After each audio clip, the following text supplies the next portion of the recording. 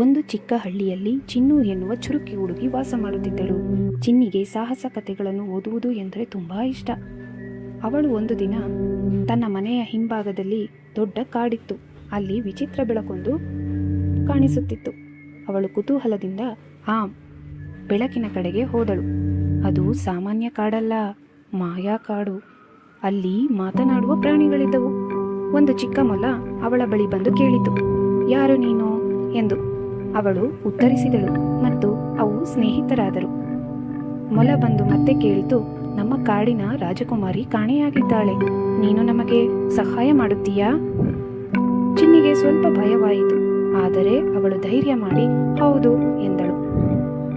ನಂತರ ಮೊಲದ ಜೊತೆ ಚಿನ್ನಿ ಕಾಡಿನೊಳಗೆ ನಡೆಯಲು ಶುರು ಮಾಡಿದಳು. ಅವರು ದೊಡ್ಡ ದೊಡ್ಡ ಮರಗಳನ್ನು ದಾಟಿದರು, ನದಿಯನ್ನೂ ದಾಟಿದರು ಮತ್ತು ಕೊನೆಗೆ ಒಂದು ಕತ್ತಲೆಯ ಗುಹೆಯ ಬಳಿ ಬಂದರು. ಆ ಗುಹೆಯ ಒಳಗೆ ಒಂದು ದೊಡ್ಡ ಡ್ರಾಗನ್ ಇತ್ತು. ಆದರೆ ಅದು ಕೆಟ್ಟದ್ದಾಗಿರಲಿಲ್ಲ, ಅದು ದುಃಖದಿಂದ ಕೂತಿತ್ತು. ಚಿನ್ನಿ ಧೈರ್ಯ ಮಾಡಿ ಕೇಳಿದಳು, ನೀನು ಏಕೆ ದುಃಖವಾಗಿದ್ದೀಯಾ? ಡ್ರಾಗನ್ ಹೇಳಿತು, ನಾನು ಒಂಟಿಯಾಗಿದ್ದೇನೆ, ಯಾರೂ ನನ್ನ ಜೊತೆ ಆಟ ಆಡುವುದಿಲ್ಲ.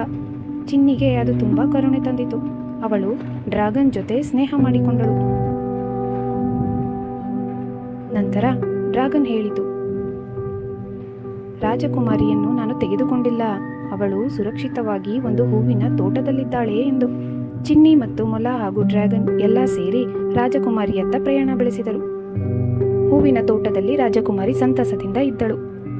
ಅದನ್ನು ಕಂಡು ಚಿನ್ನಿ ರಾಜಕುಮಾರಿಯನ್ನು ಭೇಟಿ ಮಾಡಿದಳು. ನಂತರ ಕಾಡಿನ ಎಲ್ಲಾ ಪ್ರಾಣಿಗಳು ಚಿನ್ನಿಯನ್ನು ಹೀರೋ ಹೀರೋ ಎಂದು ಕರೆದವು. ಡ್ರ್ಯಾಗನ್ ಕೂಡ ತನ್ನ ಹೊಸ ಸ್ನೇಹಿತರನ್ನು ಮಾಡಿಕೊಂಡು ಸಂತೋಷಪಟ್ಟಿತು. ಚಿನ್ನಿ ತನ್ನ ಮನೆಗೆ ಹಿಂದಿರುಗುವ ಸಮಯ ಬಂದಿತು. ಅವಳಿಗೆ ಒಂದು ಪಾಠ ಸಿಕ್ಕಿತು. ಧೈರ್ಯ ಮತ್ತು ಸ್ನೇಹ ಇದ್ದರೆ ಯಾವುದೇ ಸಮಸ್ಯೆಯನ್ನು ಪರಿಹರಿಸಬಹುದು ಎಂದು. ಮಕ್ಕಳೇ, ನೀವು ಹೀಗೆ ಧೈರ್ಯ ಮತ್ತು ಸಾಹಸವನ್ನು ಮಾಡುತ್ತೀರಾ ಅಲ್ಲವೇ? ಧನ್ಯವಾದಗಳು.